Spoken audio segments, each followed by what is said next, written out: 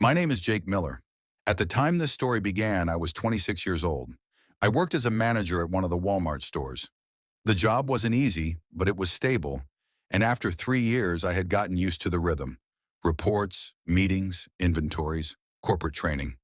There was little room for surprises in that world.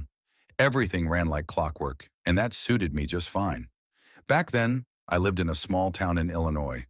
It was a cozy place. Quiet streets, neat houses, familiar faces at the supermarkets. People here knew each other by name, and gossip spread faster than the news in the papers. In that town, I felt at peace. At that time, I had been dating a girl named Emily Carter for almost 6 months. Emily worked in our marketing department.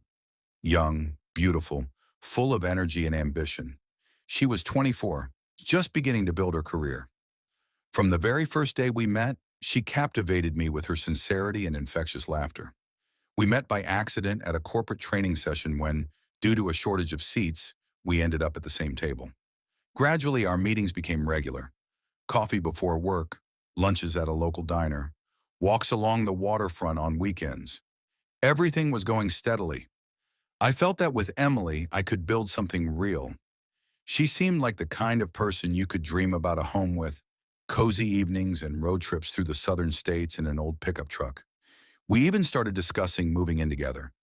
It felt like life was finally picking up speed in the right direction. And that's when a new general manager, Ryan Peterson, was assigned to our store. He was 31 years old, tall, confident, with a short haircut and well-groomed appearance. Ryan had just gotten married. Photos from his wedding adorned his social media pages. Him and his wife, Leslie, shining and happy against the backdrop of Miami's azure coast. From his very first day at work, Ryan showed himself to be someone who knew his worth.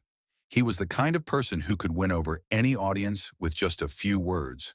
He could joke but always stayed within the bounds of propriety, never losing his aura of authority. His charisma was undeniable, and it had a particularly strong effect on women. I quickly realized that Ryan was an incorrigible womanizer. He never missed an opportunity to flirt with female employees, even though the ring on his finger clearly said otherwise. His charm was a weapon he wielded without the slightest pang of conscience. The women around him seemed to lose their heads. Lingering glances, awkward giggles, clumsy attempts to stay near him just a little longer. And Emily, much to my regret, fell under his spell too. At first it all looked innocent. Emily started mentioning Ryan more often in conversations, citing his ideas and methods as examples. Then came the late nights at work, supposedly meetings, preparation for